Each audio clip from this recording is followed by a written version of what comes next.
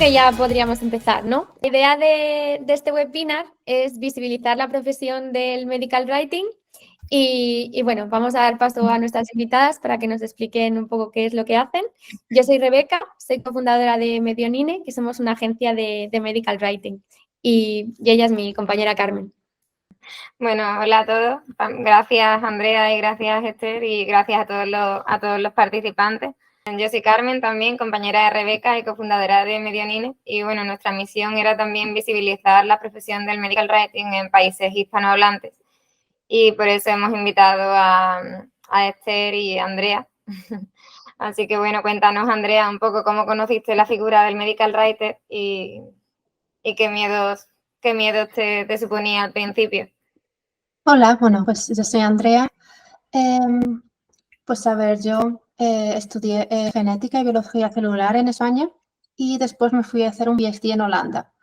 Entonces, bueno, hice un PhD en biología del desarrollo y después de terminar el PhD, pues tenía muy claro que no quería seguir en academia, pero realmente no sabía muy bien qué dirección tomar.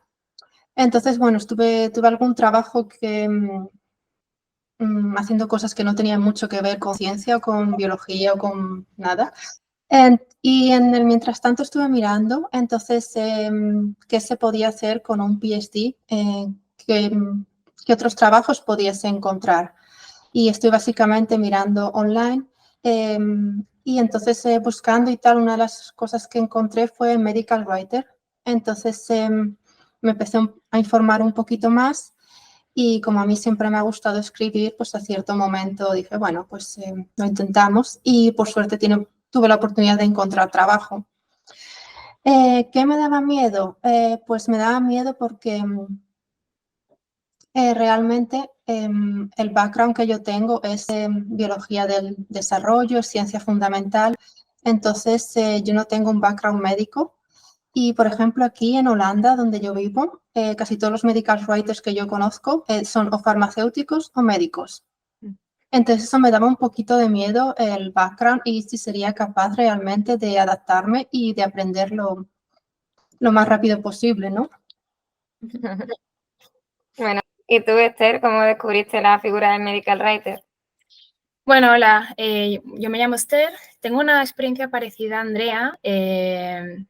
Yo soy bióloga, estudié en Barcelona y después también hice la tesis, pero en Barcelona. Me quedé también en la Universidad de Barcelona y cuando yo estaba terminando la tesis estaba sopesando la posibilidad de dejar la academia. No lo tenía claro, pero bueno, entonces me empecé a informar, pero no fue hasta casi unos 3 años después que empecé como medical writing, o sea, no fue como un paso directo, pero sabía que existía la figura, aunque nunca ahondé demasiado en lo que era, en lo que hacía, no conocía a nadie.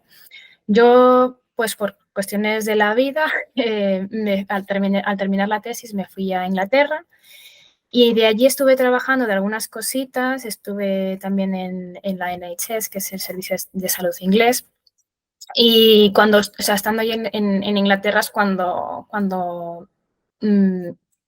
volví a ese pensamiento que tuve durante al terminar el PhD y quería dedicarme al medical writing o quería probarlo. Entonces yo empecé también allí en Londres, en este caso, y sí que, o sea, los miedos son parecidos a los de Andrea, aunque no necesariamente. Yo encontré dentro de mis primeros compañeros que tuve de medical writing, porque yo empecé en una agencia de medcoms, había un poco de todo. Había gente que ni siquiera tenía PhD, había gente que eran todos de ciencias, pero no. Realmente había un poco de todo, había veterinarios incluso, había ciencias de medio ambiente, eran más excepciones, casi todos veníamos de ciencias de la vida, pero también, o sea, que de otros backgrounds también es posible dedicarse a ello. Es bueno, Esther, que lo remarques porque es verdad que aquí todas tenemos como unos backgrounds muy distintos y cada una ha seguido un camino muy diferente. Y bueno, al final estamos un poco aquí para eso, ¿no? Para averiguar de dónde puede venir un medical writer. Y lo que todo el mundo se puede preguntar es, bueno, ¿cómo es el día a día, ¿no? ¿Qué es lo que hace un medical writer? Entonces, Andrea, por ejemplo, ¿cuáles son tus tareas? ¿A qué te dedicas en tu día a día? Bueno, yo primero quería decir que el día a día, al menos en mi caso, es bastante variado, porque normalmente como medical writer estás manejando varios proyectos a la vez que pueden ser muy diversos. Pero bueno, en general, pues puede ser, como digo, es bastante variado, pero puede ser que un día tenga que escribir un artículo. Yo escribo artículos de hematología y oncología. Entonces puede ser que sea escribir un artículo basado mejor en una presentación en un congreso, puede ser escribir blogs, puede ser que a mitad del día tenga una entrevista con un doctor, esa entrevista después haremos un podcast con ella. Puede ser que tengamos que enviar al día siguiente, por ejemplo, nosotros enviamos revistas electrónicas, pues que tenga que hacer el template de esta revista. Puede ser que ese día, en cambio, no me tocase escribir, sino hacer editing de textos. Entonces, realmente cambia bastante y normalmente tienes que ir saltando de un proyecto a otro. Puede ser que seas eso, un podcast, después escribir un poquito, después hacer otra cosa, después te llega un email de un cliente que es urgente, te tienes que poner inmediatamente a ello. Entonces, es un poquito, para mí, al menos en mi caso, saltar de una cosa a otra. Hay días que sí, que te dejan escribir y te dejan escribir todo el día y dices, ay, qué bien, qué tranquilidad, pero son pocos. Y con todo este volumen de trabajo, Andrea, ¿utilizáis herramientas para mejorar el flujo o qué os ayuda? Bueno, para el flujo simplemente yo creo que sobre todo tener muy claro las deadlines. Yo pues eso, lo primero que hago todos los días es abrir mi email, ver si qué emails hay importantes y ver la agenda. Todo se basa, al menos en mi caso, por deadlines, sobre todo por proyectos para clientes, son todos deadlines y obviamente ellos esperan que lo entregues cuando se supone que lo tienes que entregar. Entonces, ayuda mucho priorizar las tareas, ¿no? Entonces, mirar en la agenda qué es lo prioritario para hoy y centrarte en eso. Y si alguna vez es mucho, porque puede ser, preguntar a tus colegas si te pueden ayudar, porque al final hay veces que si no, no hay ninguna otra forma de llegar a la deadline. Y otra de las preguntas que se nos viene a la cabeza, ¿no? Porque a nosotras también nos pasa esto, nos dedicamos al sector y hay un volumen de trabajo muy grande.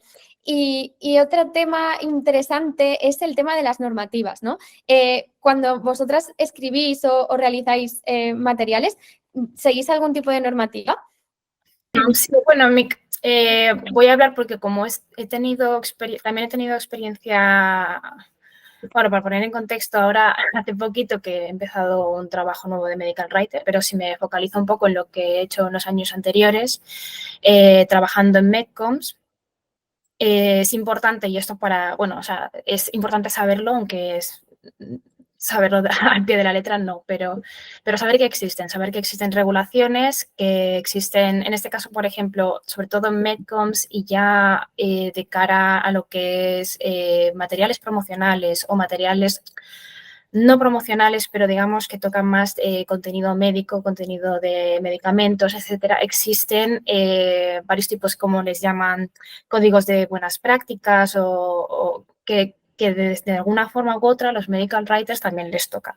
Entonces, no simplemente estas guías lo que indican unas ciertas de recomendaciones normativas en las que uno no puede escribir cualquier cosa, hay que seguir unas ciertas pautas y esto puede variar, o sea, hay internacionales y luego a nivel nacional y a nivel local y luego hay las propias ya cosas del marco legal, o sea, cosas que uno tiene que vigilar. No es algo que tengamos versión del día a día un medical writer, además es algo que se coge con la práctica. Pero en el caso de que alguno esté interesado o que alguien haya trabajado, por ejemplo, en promoción y tal, es algo muy importante a tener en cuenta cuando se escriben pues, este tipo de materiales. Sí, a mí me gustaría destacar que en ese ámbito, bueno, en cada comunidad autónoma, por ejemplo, en España hay regulaciones diferentes para el material promocional médico, así que eso hace bastante difícil.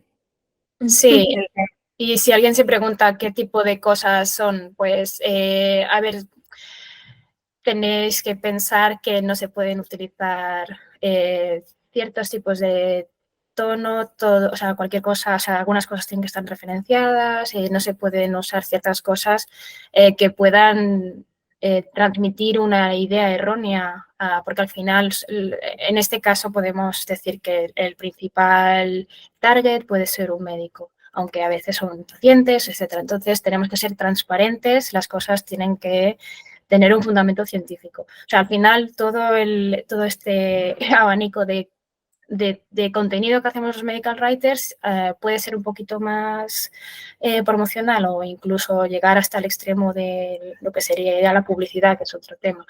Pero al final todo tiene que basarse en algo que tenga un fundamento científico. Y no se pueden dar ideas erróneas sobre qué hace o qué no hace un medicamento, por ejemplo. Sí, yo creo que es bueno también visibilizarlo porque además pues cada país pues tiene sus propias regulaciones y en el caso que ahora mucha gente pues quiere trabajar a remoto, pues hay que tenerlo en cuenta, ¿no? Y hay que informarse y formarse en ello. Y luego otra pregunta que yo también me la pregunté a mí misma, ¿no? ¿Hasta cuándo podemos exprimir el conocimiento de un medical writer, ¿no? Porque nosotras tenemos un background.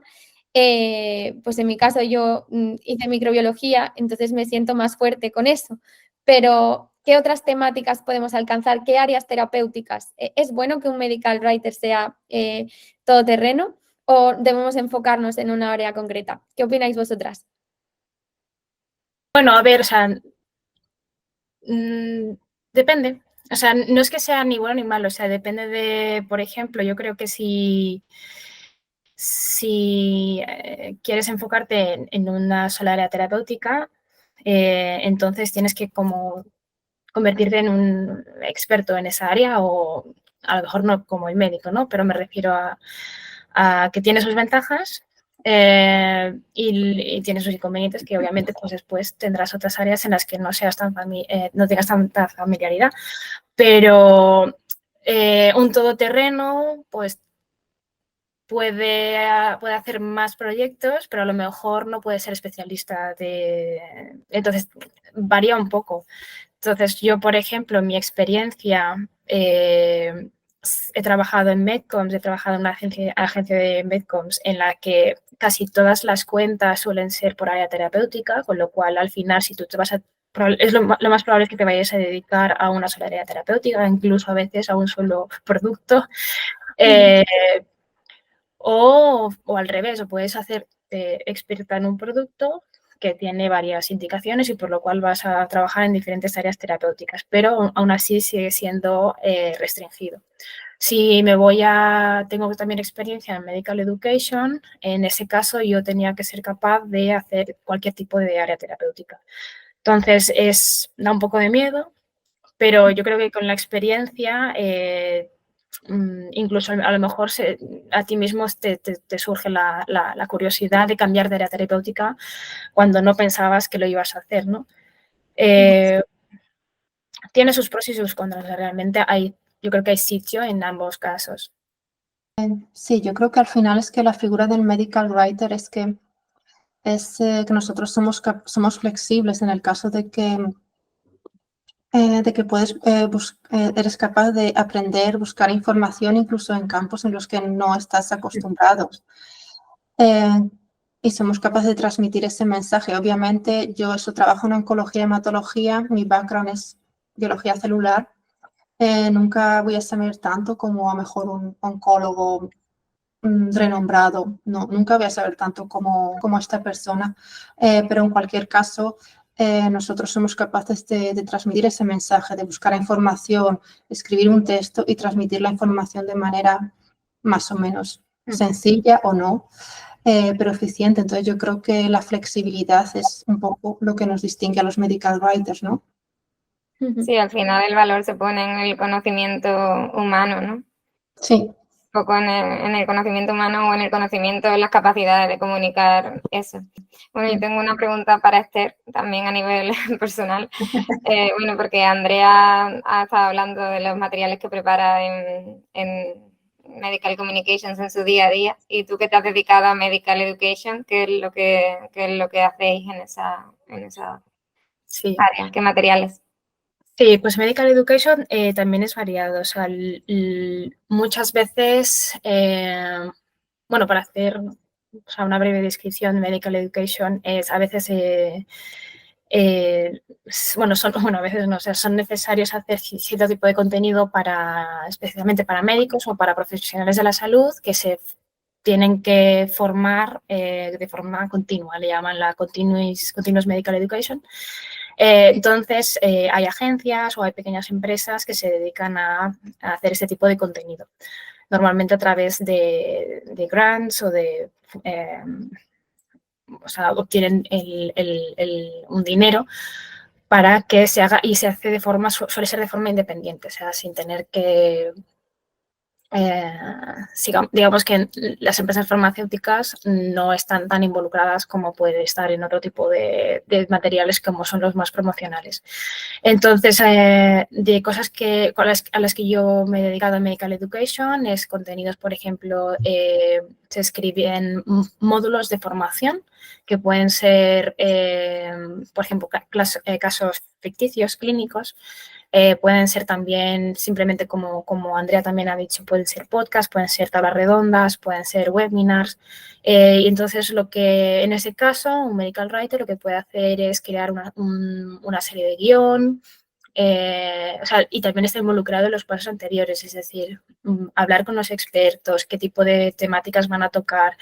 Se puede escribir un script, se puede escribir, en el caso de que sea un vídeo pregrabado, pues cuál es el flow, el contenido. Ese tipo es un poco variado. Entonces, depende de qué área terapéutica, depende de cuál es el objetivo de aprendizaje.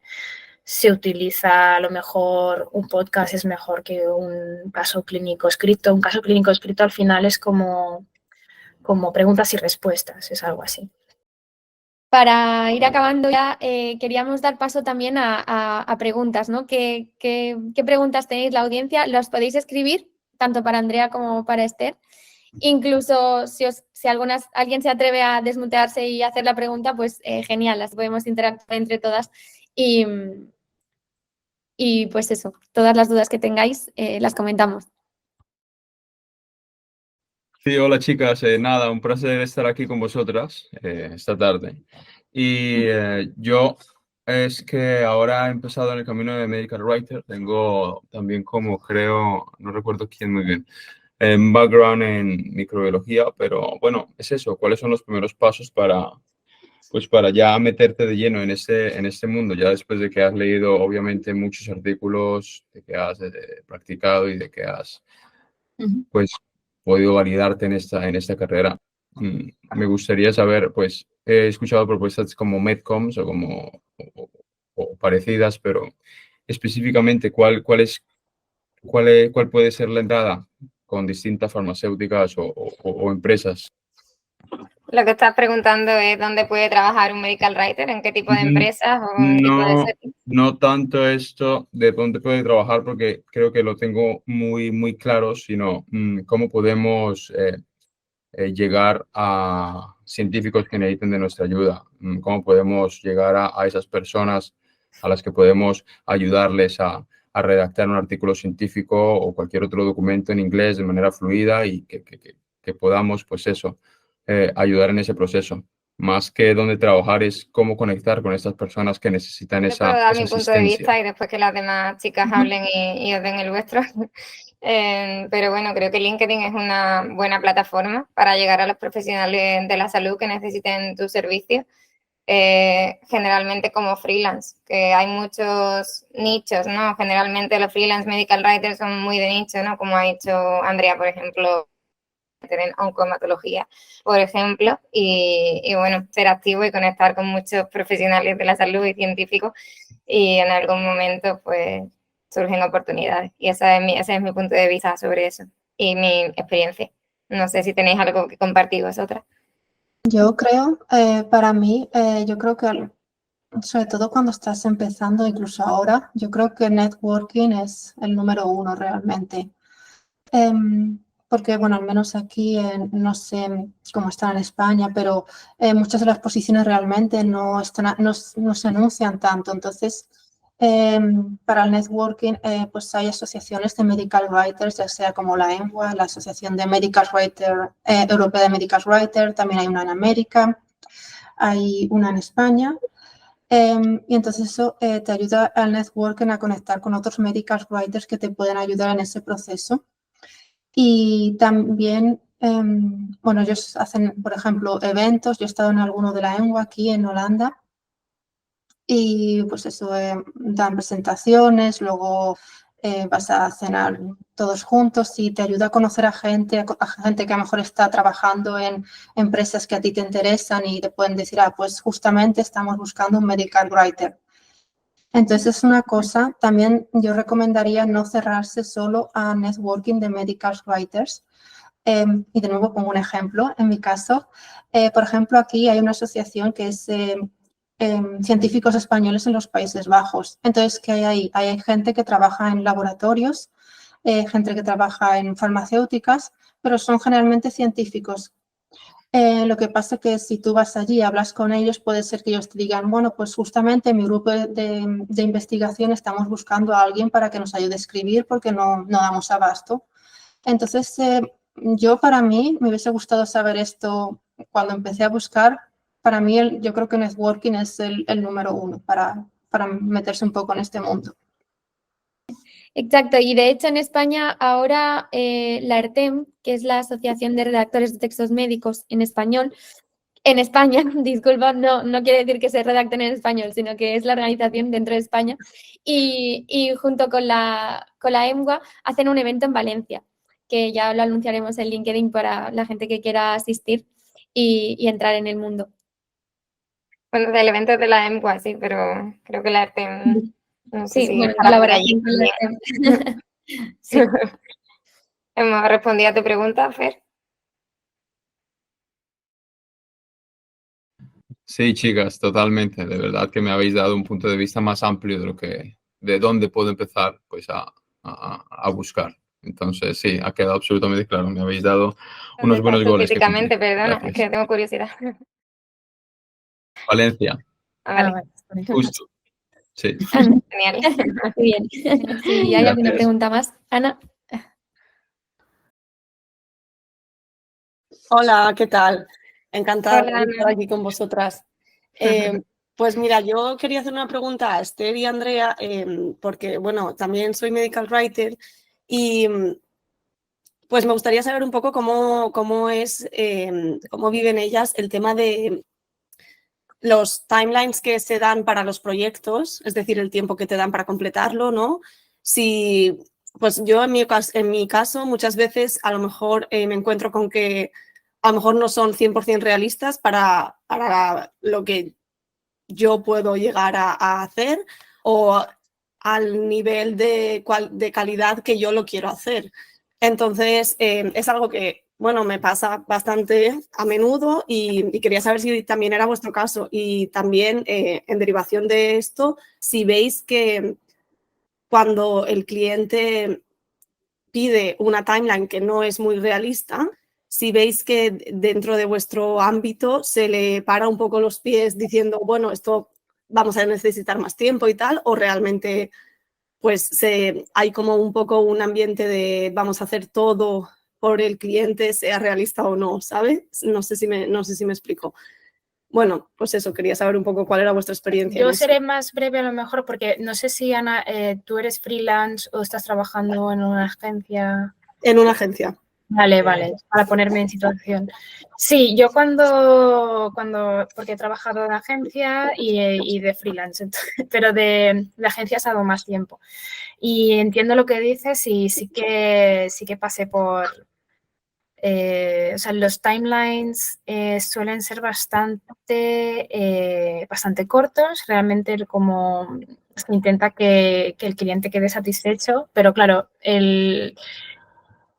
no siempre realista. La forma de manejarlo es siempre tirar de un poco de nuestra experiencia e intentar proponer un timeline realista. Lo que pasa es que sí que siempre O sea, si vas a o sea, si crees que otro timeline debería haber sido el mejor, hay que tener o sea, una buena propuesta y un buen razonamiento y sobre todo sustentarlo en que no va a perderse la calidad o al revés, ¿no? Que vas a ganar un poco de calidad porque es lo que decía antes Andrea, no solo este proyecto, en las agencias llevas muchísimos proyectos a la vez y pues a veces algunos son más prioritarios que otros, pero entonces, bueno, yo creo que es eso, plantearlo desde el punto de vista de qué vas a ganar si realmente das un timeline un poco más realista. Pero aún así, pues siempre tenemos que intentar ajustarnos al timeline que más le gusta al cliente. A veces también o sea, desde mi experiencia, el cliente a veces puede tener otra perspectiva distinta porque no está o sea, está en el otro lado. Y eso a veces puede ayudarnos porque nos da otra perspectiva distinta, pero a veces nos perjudica en este sentido porque no puede ver cuáles son nuestra carga de trabajo.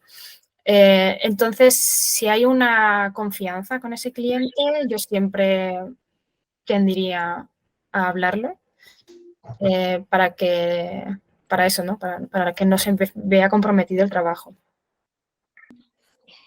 Y bueno, Sí. nosotras en nuestro caso desglosamos mucho las tareas para visibilizar realmente todas las que conlleva, ¿no? Que a veces pues como que no se ve, ¿no? El trabajo que hay detrás. Nada, un Y comentario. también ayudarse de herramientas, ¿no? Que siempre te ayuden a optimizar el flujo del trabajo. Sí. Al final es un trabajo súper humano si no optimizas los procesos y te ayudas de ciertas herramientas que pueden hacer tu día a día un poquito más fácil. Andrea, Sí. perdona, no te queríamos cortar. No, nada, sí, básicamente estoy de acuerdo con Esther. Al final, obviamente, sí, se intenta siempre respetar el timeline, pero es que es verdad que hay veces pues, que realmente no es posible. Entonces, normalmente, sin más, intentamos explicar las razones por las que no podemos llegar a esa deadline. Y luego depende, porque hay clientes que se lo toman bastante bien y son bastante permisivos y otros que no les gusta, ¿no? Que no se lo toman tan bien. Pero claro, es que al final si no llegas, no llegas, ¿no? Entonces, sin más, sí, intentarlo explicarlo lo mejor posible. Y ya está. Hay veces que también incluso los retrasos no es por parte, digamos, por culpa nuestra, sino porque a lo mejor tú en la oferta has dicho, pues este proyecto son 2 hojas y 2 rondas de correcciones. Y entonces, pero el cliente en vez de 2 rondas de correcciones te da 3, 4, 5, hasta 10. Entonces, pues en ese caso, y luego se quejan. Entonces, en este caso, pues tú muy educadamente le dices, bueno, es que debido a que eran solo 2 rondas de correcciones y han sido más, pues por eso hemos tenido que retrasarlo. Entonces, pues muy educadamente lo tienes que decir, es difícil, pero sí que pasa. Claro. Al final yo creo que eso se tiene que acordar al principio, ¿no? Bueno, se acuerda ese timeline teniendo en cuenta que las cosas vayan a ir así, así, así, pero si las cosas al final, lo que tú dices, se rebota, ¿no? Se rebota un mismo trabajo muchas veces que... Sí, Claro. estoy de acuerdo con todo lo que habéis dicho, chicas. Y sobre todo también el punto que ha dicho Rebeca, ¿no? De que muchas veces hay que intentar desglosar todo lo que conlleva un proyecto, porque yo creo que a veces el cliente no se da cuenta, ¿no? De todo lo que hay detrás, el trabajo que hay detrás. Y a lo mejor es muy fácil ver un material, pero no, sin ver todo lo que eso conlleva. Pero sí, muchas gracias. Gracias, Ana. Hola, ¿qué tal? ¿Me oís bien? Hola, Sí. Juanjo, ¿qué tal? Hola. Bueno, en primer lugar, gracias por organizar el evento y por poder escuchar las historias de Andrea y Esther. Y la verdad es que tengo muchas preguntas porque el campo del medical writing, pues desde hace como un año así es cuando he empezado a conocerlo. Y yo ahora mismo estoy trabajando en una CRO, ¿vale? Como investigador clínico, pero la verdad es que la mayor parte del tiempo nos dedicamos a hacer tareas de medical writing, sobre todo en lo que es la parte de escribir artículos originales, consensos también. Y claro, para una persona como yo que está empezando, pues quería saber un poco qué recomendáis, ¿no? Para formarme más, para, no sé, poder descubrir otras oportunidades. Y luego otra cosa que me llama la atención es un poco las diferencias que puede haber entre trabajar en una agencia y trabajar como freelance. El contraste, ¿no? Que puede haber entre esas dos modalidades. No entendí muy bien la pregunta, perdón, Juanjo. Bueno, sí, ¿Me la oís segunda bien? ¿Me oís bien pregunta. o no? Sí, Sí, sí, sí. sí. No, la primera pregunta es un poco ¿qué recomendáis vosotras para alguien que está empezando, ¿no? Para formarse más, para ver otras oportunidades. Y la segunda es que cuáles son un poco las diferencias entre trabajar en una agencia y trabajar como freelance. Yo puedo tomar la segunda. Em, A, ni- a nivel formación, vamos, es que hay un gap súper grande. Hay un agujero negro.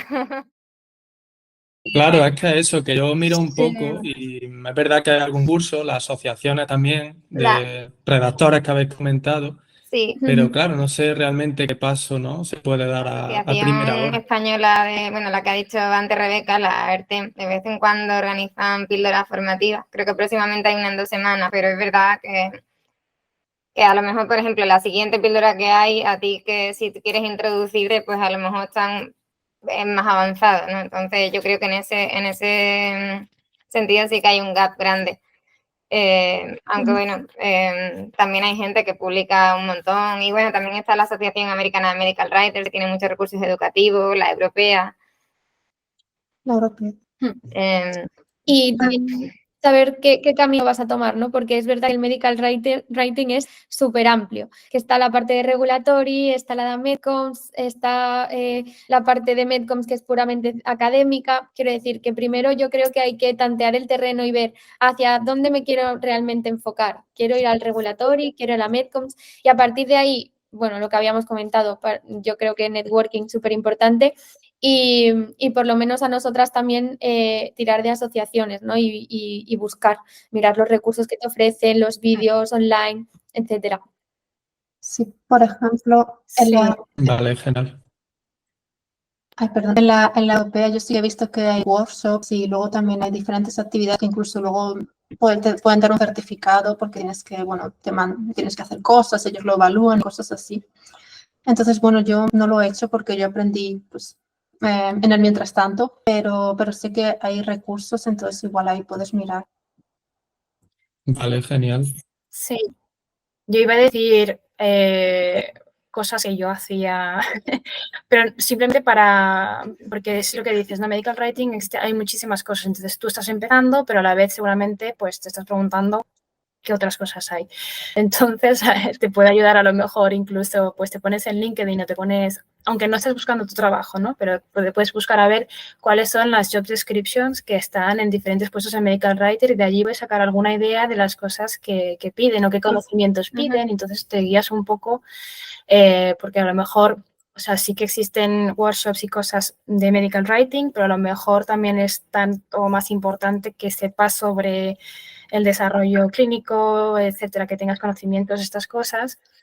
Y a lo mejor no es necesario que tengas un certificado en eso, ¿no? Pero a lo mejor dices, es algo que hace tiempo que no miro, voy a estudiar, o buscar cositas sobre estas temáticas, por si acaso.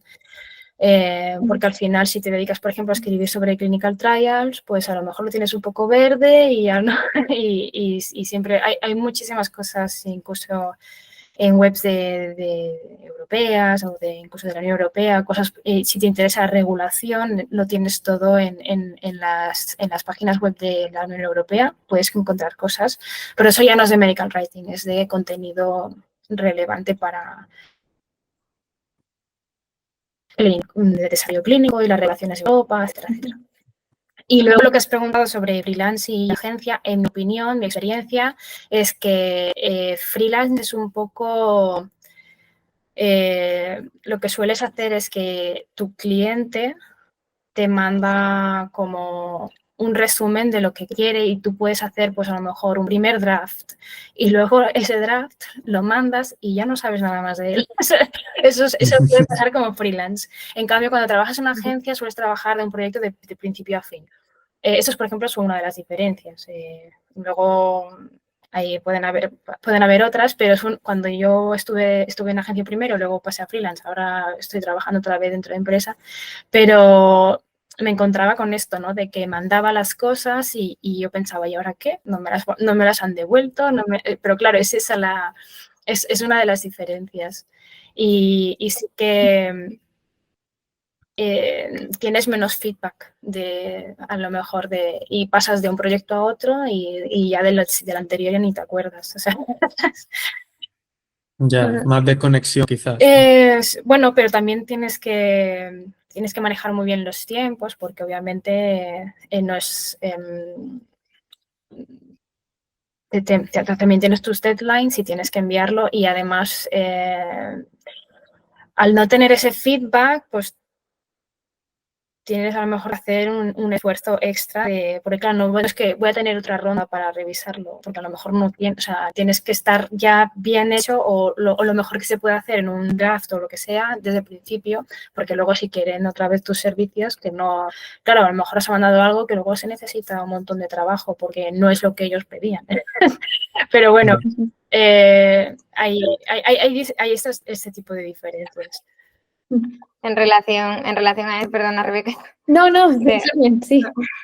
En relación a eso, bueno, la próxima píldora formativa, parece que le estoy haciendo mucha publicidad, pero bueno, es que iba en relación a eso, era del seguro, o sea, un seguro como de responsabilidad que tienen que tener los freelance medical writers para que este tipo de cosas no pasen de, bueno, me manda un cliente un draft, empiezo a trabajar y o no me paga o no vuelvo a saber de este cliente nunca más.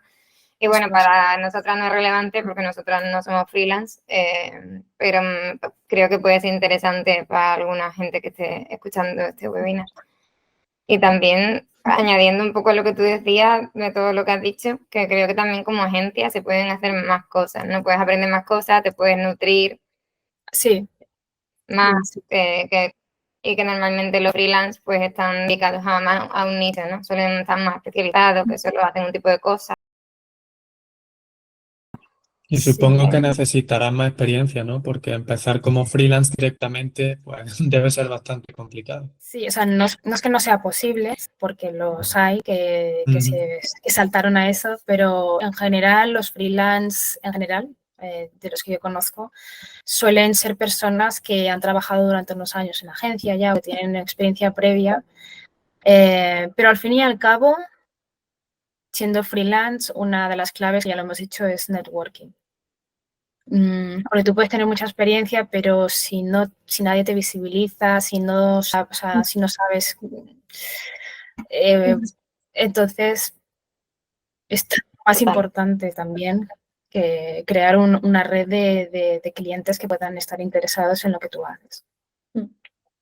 Sí. No, porque sí, yo creo que si empiezas, bueno, yo no soy freelance, pero una persona que empiece directamente de freelance, obviamente nadie le conoce, ¿no? Mientras que, por ejemplo, si tú llevas trabajando ya 3, 4 años en una agencia, pues tienes oportunidad de hablar con los clientes, de que te conozcan, de saber que trabajas bien.